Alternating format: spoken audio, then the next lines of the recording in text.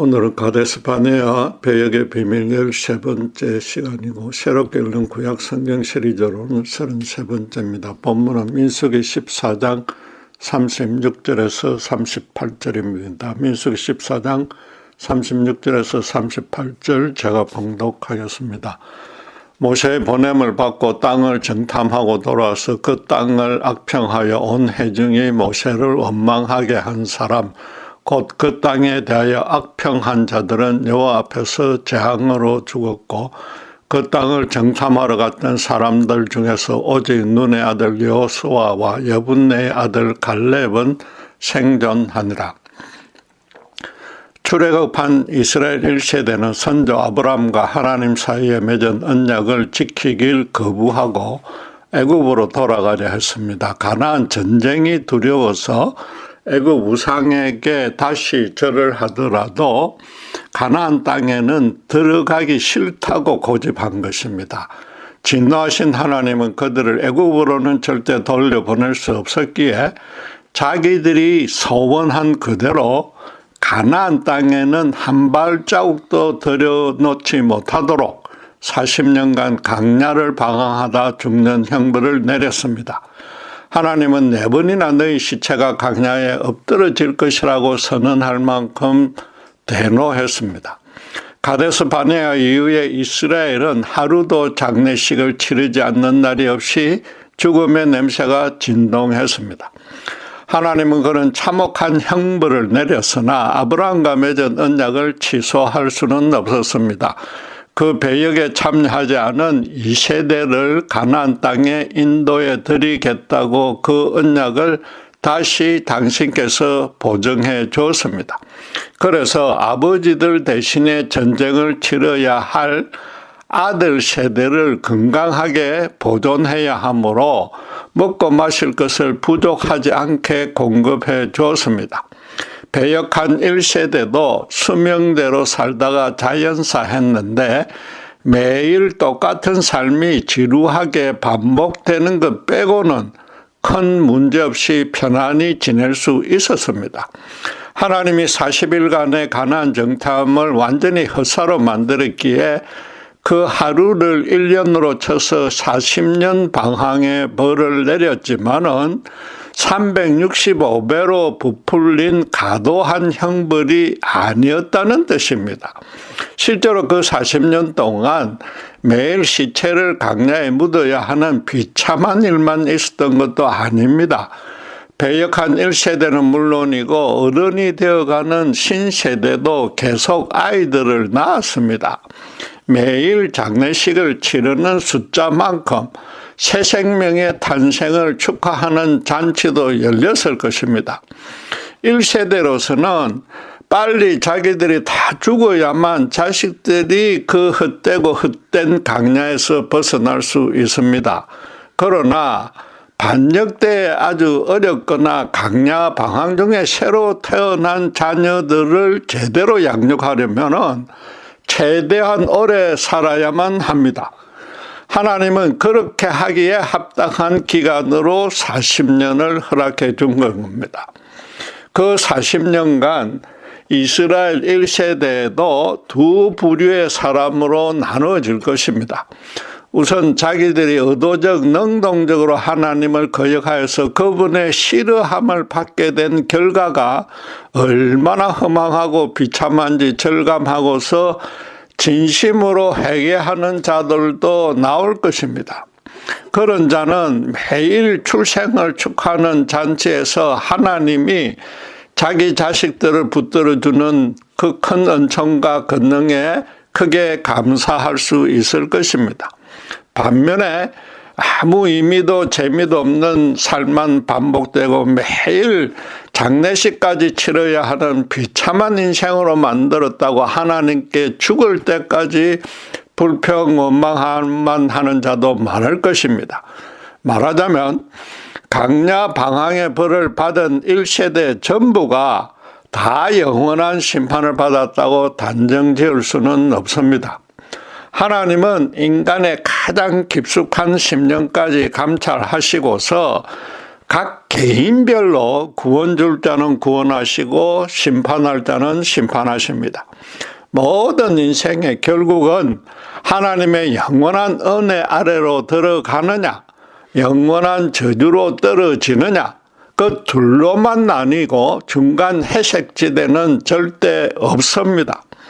본문은 분명하게 심판과 구원 둘로 나눠진 사람들에 관해서 기록하고 있습니다. 12명의 정탐꾼 중 부정적인 평가를 한 10명은 현장에서 재앙으로 죽었습니다. 반면에 믿음으로 진군하면 승리할 수 있다고 권면한 여호수아와 갈렙은 생존했습니다. 이쪽도 저쪽도 아닌 사람은 한 명도 없습니다. 그 10명이 적결 심판받은 이유를 하나님께 불순종한 때문이라고 판단하고 거치면 많이 부족합니다. 그런 이유뿐이라면 당장 저부터도 하루에 몇 번씩 죽어야만 합니다. 그들도 어쨌든 하나님께 순종하려고 목숨까지 걸어야 하는 그 위험한 정탐 임무를 40일간 수행했습니다. 성경은 가나안 족속이 장대하고 아낙 자손도 보았다는 사실을 누가 보고 했는지 정확히 말하고 있지 않는데 이 첫 보고 때까지는 아무도 부정적인 의견을 제시하지 않았습니다. 가나안의 장대함에 대한 보고를 마치고서 갈렙이 두려워하지 말고 믿음으로 진군하면 승리할 수 있다고 권면하자 민수기 13장 30절에 그 다음 31절에서부터 33절에 그 10명이 정반대로 패배가 뻔하다고 주장한 것입니다. 가나안의 군대와 진지를 직접 보고 온 사람은 이 12명의 정탐꾼들 뿐입니다. 40일간 수집한 모든 정보를 잘 분석하여서 가나안 전쟁에 어떻게 대처해야 할지 의견을 내야 하는 것도 그들의 책임입니다. 그런데 그 10명은 이구동성으로 민수기 13장 33절대로 거기서 네피림 후손인 아낙 자손의 거인들을 보았나니 우리는 스스로 보기에도 메뚜기 같으니 그들이 보기에도 그와 같을 것이니라 라고 말했습니다. 자기들은 메뚜기요 가나안 족속은 거인이라고 비교 평가했습니다. 상방의 체격 조건에만 초점을 맞추고서 싸워보기도 전에 절대 승리할 수 없다는 식으로 단정지었습니다. 그러나 이스라엘도 400년간 육체 노동만 했기에 신체가 강건했을 것입니다. 가나안에는 에돔과 모압, 암몬 족속도 가는데 그들은 이스라엘과 같은 혈족이므로 틀림없이 그 체격도 비슷했을 것입니다. 아낙 자손을 빼고 나머지와는 싸움이 되지 않을 정도로 체급 차이가 났을 리는 만무합니다. 그들의 의견에는 여호와 하나님에 대한 믿음은 눈을 닦고 봐도 찾을 수 없습니다. 그동안 다른 민족들은 겪어보기는커녕 들어보지도 못한 엄청난 기적들을 하나님이 일으켜 주었습니다. 세계 최강국인 애굽에서 자기들은 손도 하나 까딱하지 않고서 손쉽게 탈출했습니다. 무엇보다 지금 하늘의 무별이나 바닷가 모래같이 아브라함에게 약속한 그대로 창성해진 그 이스라엘 자기들 군대의 숫자는 전혀 계산하지 않았습니다. 애굽의 바로도 모세가 태어날 때쯤 이스라엘이 너무 창성해져서 애굽마저 이길 것 같으니까 큰 두려움을 느끼고서 남자 신생을 모두 죽이라고 명령했지 않습니까? 메뚜기 떼가 지나간 자리에는 남아있는 것이라고는 전혀 없고 개미 떼가 물기 시작하면 사자 같은 맹수도 전혀 힘을 못 쓰고 죽습니다. 하나님은 나중에 이스라엘의 전 군대가 도무지 상대가 안 돼서 크게 두려워하고 있던 그인 골리앗을 소년 다윗이 물맷돌 5개로 아주 손쉽게 죽여버리는 그런 큰 승리를 베풀어 주었습니다. 가데스 바네아서의 이 거역이 얼마나 잘못되었는 것인지 여리고 성의 기적적인 승리와 함께 또다시 제대로 깨닫도록 이끄신 것입니다. 이스라엘이 물론 변변한 무기를 갖추지 못하고 출애굽기 17장에 있는 대로 아말렉과 한 번밖에 싸워보지 못한 오합지졸이긴 합니다. 그러나 그 많은 군대가 죽기 살기로 임하면 100% 패배한다고 절대 단정 지을 수 없습니다. 그 10명은 믿음은 둘째치고 상식과 이성에 따른 분석조차 하지 않았습니다. 그들부터 지레 겁을 집어먹고서 크게 엄살을 떤 것입니다. 하나님이 적결 심판했다는 것은 절대로 용서받을 수 없는 죄를 지었다는 뜻입니다. 그 정확한 이유를 당신께서 두 가지라고 직접 본문에서 밝혔습니다. 그들이 첫째는 그 땅을 악평한 것이고 또 둘째는 그래서 온 회중이 모세를 원망하게 한 것 때문이었습니다. 하나님이 지적하신 이 첫째 제가 참 조금 의미심장합니다. 가나안의 군사력과 방어 태세가 아니라 그 땅을 악하게 평가했다고 합니다. 그들이 제시했던 부정적인 의견인 민수기 13장 32절을 다시 보면은 이스라엘 자손 앞에서 그 정탐한 땅을 악평하여 이르되 우리가 두루 다니며 정탐한 땅은 그 거주민을 삼키는 땅이요 거기서 본 모든 백성은 신장이 장대한 자들이라고 했습니다. 그들은 가나안 백성의 신장이 장대하다는 사실에 앞서서 가나안 땅부터 악평했고 또 그 땅이 그 거주민을 삼킨다고 했습니다. 이는 아주 크게 모순된 내용인데 은연중에 자기들 속내를 드러낸 평가입니다. 지금 상황에서는 가나안 땅이 우리 군대를 삼킬 것이라고 말해야 앞뒤 논리가 맞습니다. 그런데 그 땅에 사는 거주민을 그 땅이 삼키는 땅이라고 그것도 현재형으로 표현했습니다. 알기 쉽게 바꾸면 그 땅이 너무 황량하고 척박해서 주민이 굶어 죽고 있더라는 뜻입니다. 그걸 문자적으로 그대로만 해석을 하면은. 그런데 그러고 나서 거기서 본 모든 백성의 신장이 장대하다고 합니다. 지금 거의 굶어 죽다시피 하는 북한의 남자 군인들의 평균 신장이 남한 군인들보다 최하 10cm는 작다고 합니다. 그런데 지금 이 10명은 도무지 앞뒤가 맞지 않는 정탐 보고를 했는데 문자적으로 따지자면 그 땅을 굳이 우리 목숨까지 희생해가며 그 땅을 차지해야 될 가치가 전혀 없다는 것입니다. 바꿔 말해서 앞으로 겪을 전쟁 자체를 아주 악하다고 평가한 셈입니다. 그런데 그들은 가나안의 에스골 골짜기에서 포도송이와 석류가 달린 가지를 그게 너무 무거워서 가지를 어깨에 메고 왔습니다. 그러고 13장 27절에 보면 당신이 우리를 보낸 땅에 간적 가연 그 땅에 젖과 꿀이 흐르는데 이것이 그 땅의 가일이니다라고 보고했습니다. 젖과 꿀이 흐르더라고 그 땅을 이미 한번 아주 좋게 평가했습니다. 이것은 출애굽기 3장 8절에 하나님이 모세를 애굽에서 동족을 구원해 가나안 땅으로 인도하는 구원자로 불러낼 때 그렇게 표현한 것입니다. 그들도 그 사실을 알았을 것이므로 그 땅에 대한 하나님의 평가가 정확하다고 인정한 것입니다. 이 젖과 꿀이 흐른다는 것은 지리와 기후에 영향받는 어떤 생태계를 표현했다기보다는 하나님 안에서 생명이 풍요로워진다는 영적 진리를 상징한 것입니다. 그런데 그걸 그냥 그대로 따져도 젖은 목축업이고 꿀은 양봉업을 상징하므로 이스라엘이 아브라함 이후 대대로 또 애굽에서 해왔던 생업을 계속할 수 있다는 뜻입니다. 완전히 생산 가나안 땅에 들어가도 생업을 바꾸지 않아도 되니까 전혀 걱정할 필요가 없다는 겁니다.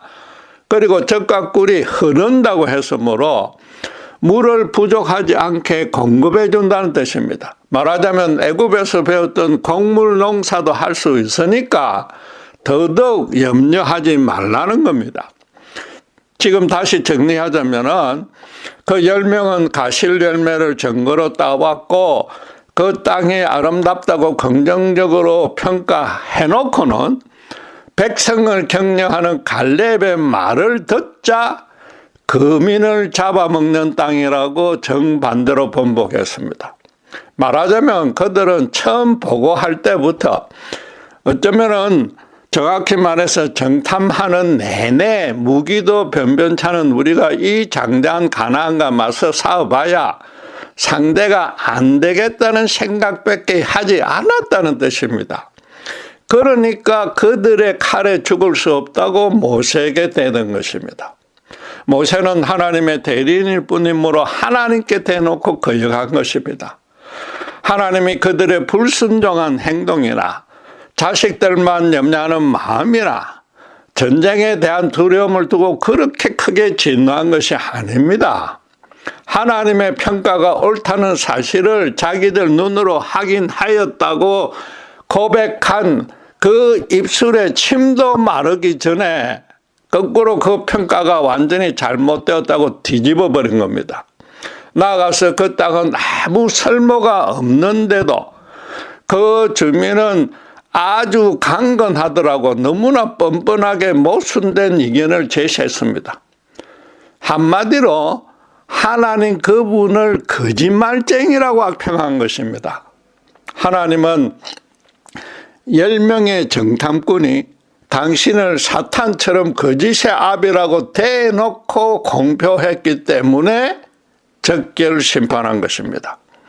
여러분 혹시라도 이 장대한 가나안 족속이 아무리 두려워도 이 정도까지 사람이 완악해질 수 있다는 사실이 조금 이해할 수 없습니까? 만약에 그렇다면 아직도 인간의 영적 실체를 정확히 잘 모르고 있다는 뜻입니다. 성경이 말하는 죄가 얼마나 교묘하고 치사하고 엄흉하며 사악한지 정확히 알지 못하는 겁니다. 더 엄격히 말해서는 우리도 얼마든지 지금도 그럴 수 있다는 점을 미처 모르고 있거나 알고도 우리 또한 뻔뻔하게 모르는 척하는 겁니다. 창조 때 에덴 동산에서부터 인간은 이런 뻔뻔한 짓을 자행했습니다. 하나님은 선악과만 먹지 말고 다른 모든 것을 마음껏 따먹어도 된다는 은혜를 베풀어 주었습니다. 단 당신을 거역하고서 선악과를 먹는 순간 정령 죽을 것이라고 엄격히 경고했습니다. 아담은 얼마 동안 그 명령을 잘 지키며 동산의 다른 과일들을 풍성히 누렸습니다. 그러던 중에 사탄이 이브에게 교묘하게 접근해서 선악과를 따먹어도 절대 죽지 않는데 하나님이 너희가 당신처럼 되는 것을 시기해서 거짓말했다고 속였습니다. 아담과 이브가 그 거짓에 속아 넘어가 선악과를 따먹자 곧바로 영적인 죽음이 임했는데 말하자면 사탄처럼 자기들을 속인 사탄처럼 자신들의 유익과 평안만 챙기려고 남을 속이려는 성향이 인간을 지배하기 시작한 것입니다. 이 10명의 정탐꾼도 40일 동안 가나안을 여행하면서 그곳의 실과를 풍성히 따먹었습니다. 그런데 그들 족속의 칼 앞에 제대로 된 무기가 없는 자기들이 너무 무력하게 여겨지니까 가나안 땅을 주시겠다는 하나님의 약속이 과연 제대로 실현될지 의심스러워졌습니다. 사탄이 그 틈을 놓치지 않고 그들의 의심을 부추긴 겁니다. 사탄은 너희의 보잘것없는 거지 같은 행색을 보라. 어떻게 저 장대한 족속을 상대로 이길 수 있겠는가? 너희 스스로 너희를 봐도 도무지 이길 수 없다고 쉽게 판단할 수 있지 않느냐? 그런데도 너희 하나님은 너희를 죽음으로 몰아넣으려고 이 전쟁을 명령했다는 식으로 계속 속삭인 것입니다. 물론 사탄이 직통계시로 그런 거짓말을 해낸 것은 아닙니다. 그 10명이 어느 정도 겁에 질려 있기에 그 틈을 틈타지 않고 모든 생각을 두려움에 집중시키고서 완전히 무너뜨려 버린 겁니다. 하나님에 대한 온전한 믿음이 없기 때문에 쉽게 말해서 기도도 하지 않고서 그러니까 자기들 영혼을 사탄에게 무방비 상태로 노출시켰고 사탄은 그걸 마음껏 농약하여서 자기 노예로 만들어버린 겁니다. 사탄이 아담에게 너희는 하나님이 될 수 있다고 최대한도로 가장해서 그 자존심을 한껏 부추긴 것과는 반대로 이스라엘을 최대한의 열등감에 빠지도록 가장한 겁니다. 거짓말 내용은 반대나 사탄의 수법은 에덴에서나 가데스에서나 동일했습니다. 하나님의 품 안에만 거해야만 인간답게 살 수 있고 풍성한 복을 누릴 수도 있는데 바로 그런 인간의 위치와 신분에서 그 정당한 위치와 신분에서 완전히 벗어나도록 만든 겁니다. 해중이 밤새 통곡하는 동안 전쟁을 치르느냐 마느냐 설랑설레가 많았을 것입니다. 상식적으로 조금만 따져도 그들의 악평이 모순인 줄 알 텐데 아무도 눈치채지 못했습니다. 이 백성들도 10명의 부정적 평가를 듣고서 이미 두려움을 느끼고 있던 차에 이 사탄에 넘어간 그들이 자기들 주장을 굽히지 않고 계속 더 부풀려서 완전히 패닉 상태가 되도록 몰아붙인 겁니다. 말하자면 해중들어도 하나님이 거짓말로 속여서 이곳까지 이끌었다고 믿게끔 만든 겁니다. 그러니까 하룻밤 만에 차라리 애굽이나 광야에서 죽었으면 좋았을 것이라고 명하면서 모세를 죽이려 든 것입니다. 죄의 삭시 죽음이라는 진리가 이만큼 확실하게 드러난 사례로는 예수님의 십자가와 방불합니다. 모세는 그들을 노예에서 자유민으로 해방시킨 구원자요, 홍해와 광야에서 생명을 지켜준 보호자이지 않습니까? 가나안 정탐이 모세의 개인 생각으로 명령한 것이 아님을 모를 리도 없습니다. 그 원망은 사실상 자기들을 가나안 족속에서 죽게 만들려고 일부러 가나안 땅을 젖과 꿀이 흐른다고 가대 포장한 것 아니냐고 하나님에게 다그친 꼴입니다. 하나님은 그래서 10명의 정탐꾼이 적결 심판을 받아야 하는 두 번째 죄로 온 회중이 모세를 원망하게 만든 것이라고 선언한 것입니다. 갈렙의 겉면에는 아예 길을 막도록 하고 백성들도 자기들처럼 천하의 겁쟁이로 만들었습니다. 나아가서 기의 백성들로 하나님이 거짓말쟁이라고 믿게 만들고 또 그렇게 말하라고 선동한 죄입니다. 아담의 타락 이후에 모든 사람이 자기만 높이려는 원죄를 타고납니다. 스스로 자기가 최고로 의롭고 옳다고 자부하므로 자기는 세상에서 최고로 좋은 대우를 받아야 한다고 끈질기게 주장합니다. 지금 하나님이 자기들이 원하는 대로 편안하게 대우해 주지 않는다고 판단하고 그분과의 언약 관계를 단절해 버린 겁니다. 모든 인간이 스스로 최고라고 믿으니까 사실은 그것이 인간이 갖는 가장 큰 착각이자 영원한 죽음의 심판으로 이끄는 죄악인데도 자기들 스스로 그렇게 믿으니까 그 본성을 절대 스스로 고치지 못합니다. 모두가 그런 상태에 머물기에 하나님의 진노 아래 죽음의 심판을 받을 수밖에 없습니다. 그럼에도 하나님의 인자는 강대하셔서 당신의 원수가 된 인간을 구원하려고 당신의 독생자를 십자가에 죽여서 그 죗값을 치르게 했습니다. 그 십자가의 은혜를 성령의 간섭으로 깨닫게 되어서 믿음으로 예수님을 자신의 구세주로 영접하는 자는 영생을 선물로 주십니다. 예수님이 그런 구원 사역을 진행해 나가는 중에 바로 이 10명의 정탐꾼처럼 적결 처분을 받아 마땅한 두 번째 죄를 짓는 자들을 만났습니다. 주님이 귀신 들린 자를 고쳐주자 바리새인들이 그 능력을 두고 귀신의 왕 바알세불의 힘을 빌린 것이라고 비난했습니다. 그러자 주님은 마태복음 12장 31절 32절에 이렇게 크게 야단쳤습니다. 사람의 모든 죄와 해방은 사하심을 얻되 성령을 해방하는 것은 사하심을 얻지 못하겠고 또 누구든지 말로 인자를 거역하면 사하심을 얻되 누구든지 말로 성령을 거역하면 이 세상과 오는 세상에도 사하심을 얻지 못하리라고 했습니다. 주님은 성령의 거룩한 역사로 악한 영인 귀신을 쫓아냈는데도 하나님을 알고서 가르치는 자들이 사탄의 역사라고 매도했습니다. 이는 무지나 의심이나 실수나 혹은 불신으로 인한 죄가 아니라 하나님의 역사임을 알면서도 고의적으로 거부하고 모독하는 죄입니다.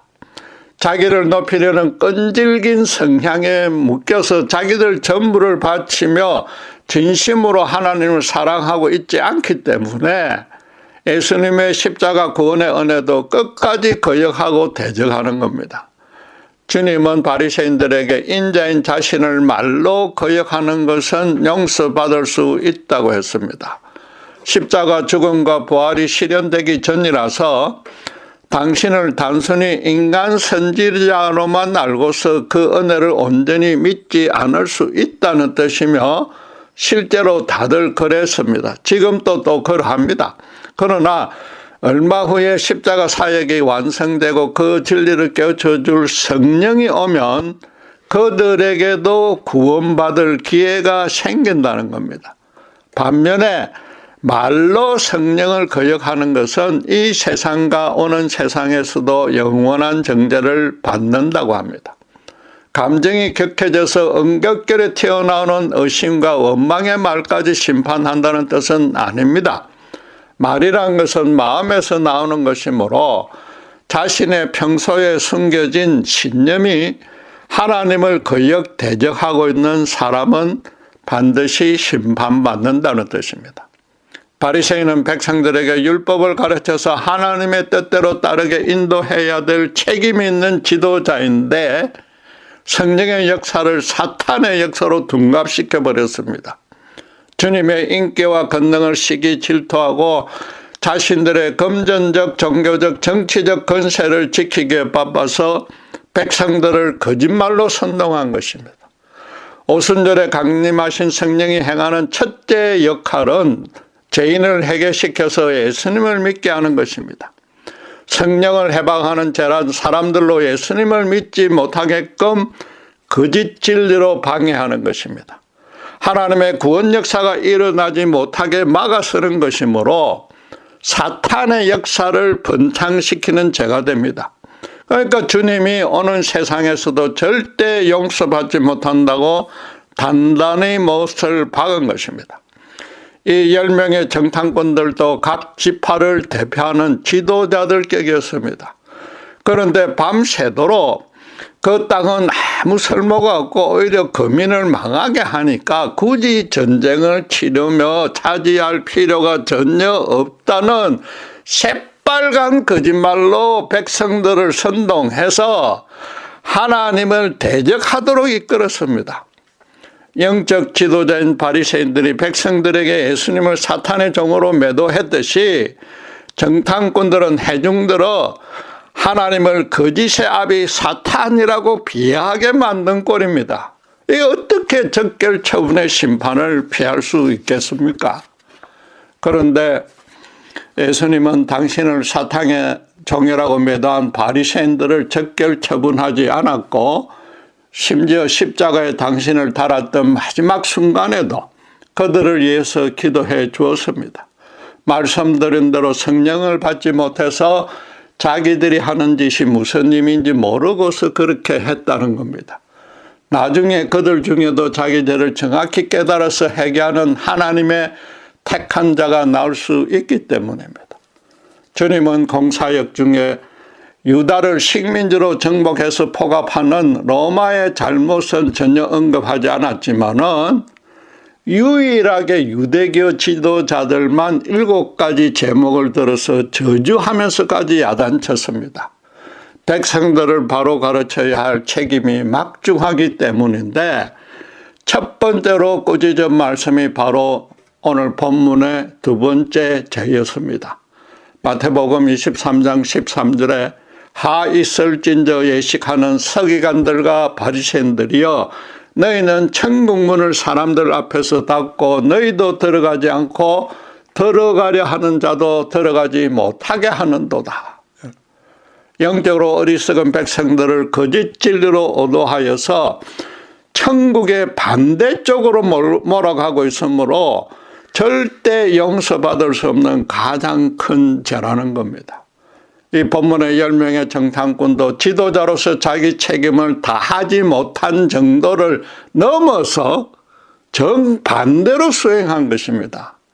하나님의 평가대로 그 땅이 과연 젖과 꿀이 흐르며 아름답다고 계속 강조해도 모자랄 판에 그 반대라고 선동해서 백성들로 그분께 등을 돌리게 만든 겁니다.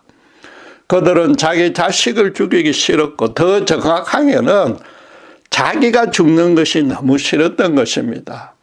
거기다가 백성들도 그것을 원하는 눈치가 보이니까 그들의 비위를 맞춰준 겁니다. 처음에는 가나안 족속이 장대하다는 보고만 했는데 성경은 중간 설명 없이 곧바로 갈렙이 백성을 조용하게 만들었다고 말합니다. 그 사이에 백성들이 겁을 먹고서 크게 동요하고 있었다는 뜻입니다. 정탐꾼 10명이 처음 보고할 때부터 겁에 질려 있었고, 그런 그들의 분위기가 회중에게까지 전염된 겁니다. 백성들로서는 가뜩이나 무기도 전투 경험도 없고 어린 자녀와 늙은 부모도 있으니까 전쟁을 선뜻 원하지 않았을 것입니다. 그러자 10명은 잽싸게 그런 분위기에 편성해서 백성들의 반역에 앞장서도록 주도한 겁니다. 아니, 자기들부터 싸우기 싫으니까 백성들이 그렇게 반응해 주기를 기다린 겁니다. 하나님보다는 사람의 눈치를 먼저 보는 지도자였던 겁니다. 하나님과의 단절로 영적으로 죽는 것은 전혀 염려하지 않고 육체적인 죽음만 면하자는 뜻입니다. 요컨대 이 땅에서 자기들 마음대로 편안하게 살고 싶다는 겁니다. 그 영악한 목적을 달성하려고 사실상 하나님을 사탄이라고 매도하면서, 말하자면 사탄에게 완전히 붙어서 애꿎은 백성들까지 그렇게 믿도록 만든 겁니다. 여러분, 정말로 심각한 사실은 이것이 성경의 옛날 이야기로 끝나지 않는다는 겁니다. 오늘날도 하나님보다 사람들에게 겁을 집어먹는, 저도 목회자지만 죄송하지만 그런 지도자들이 많습니다. 흔히들 기독교 사역자는 여자와 돈과 구설수 셋만 조심하면 된다고 가르칩니다. 그 셋은 불신자 일반인들도 당연히 조심해야 될 사항입니다. 정작 목회자는 회중의 눈치를 보는 일을 가장 조심해야 됩니다. 나아가서 자신의 권세와 이익을 높이려고 바리새인들처럼 하나님의 진리를 왜곡시키는 것은 절대로 금해야 됩니다. 너무나 안타깝게도 오늘날 강단에서 예수 십자가 복음이 점차 쇠퇴하고 소멸되어 갑니다. 십자가 구원의 절대성과 유일성과 완전성과 영원성에 대해서 잘 설교하지 않습니다. 가뜩이나 이 세대가 온갖 사악한 죄로 최고로 타락해 가는데도 성령의 인도를 구하여서 진심으로 죄를 회개하라는 외침을 찾아보기 힘들어졌습니다. 물론 급속한 기술 혁신으로 생존 경쟁이 극심해져서 갈수록 현실 삶이 고달퍼졌지만은 그런 현실의 고통에 대해서만 인간적이고 세속적인 위로를 하기 바쁩니다. 목회자들이 죄에서 구원받는 진리를 선포하면 회중이 싫어한다고 이 거짓된 세상에 타협하고 동조까지는 몰라도 예면하고 방치하려 듭니다. 이 세대가 겪는 유례없는 고통은 이해는 되지만 예수 십자가가 배제된 인본주의적인 겉면으로는 절대로 그 고통이 개선되지 않고 오히려 더 악화될 뿐입니다. 지금같이 하나님을 무시하는 세대가 없는데 지금같이 타락하고 고달퍼진 세대가 없지 않습니까? 자기만 높이는 원죄에 묶여 있으니까 자기들끼리 시기 경쟁 다투는 죄로 현실 삶의 고통이 더해졌고 그 결과로 그 모든 것을 하나님 탓하며 의심하고 원망하고 거부하게 된 것입니다. 교회가 십자가 복음을 전하지 않으면 세상을 더 망하게 만드는 죄를 범하게 된다는 뜻입니다. 40년 방황이란 비참한 형벌을 내리신 하나님의 진짜 뜻은 태어난 새 생명을 보면서 구세대 중에도 당신께서 남겨둔 자들이 회개하도록 기다려주신 것입니다. 십자가에 달릴 때까지 저들이 자기 하는 짓을 모르니 용서해달라는 예수님의 기도가 그때도 그들에게 응했던 것입니다. 바울은 그래서 고린도전서 10장 4절에 강야 방황에 관해서 다 같은 신령한 음료를 마셨으니 이는 그들을 따르는 신령한 반석으로부터 마셨습니다. 반석이 따른다고 그랬고 그 반석은 곧 그리스도시라고 가르친 것입니다. 하나님의 그 강대한 인자를 역으로 따지면 그러니까 더더욱 목회자는 십자가 복음만 온전히 전해야 한다는 뜻이 됩니다. 신자들이 혹시라도 자기와는 상관없는 일이라고 여겨서는 절대 안 됩니다. 이스라엘은 가나안에서 제사장 나라, 지금으로 치면 사역자의 역할을 하도록 부름받았습니다. 그런데도 끝까지 그 일은 제쳐들고 현실에 안주하려고 가나안 우상을 함께 섬기다가 결국 심판받았습니다.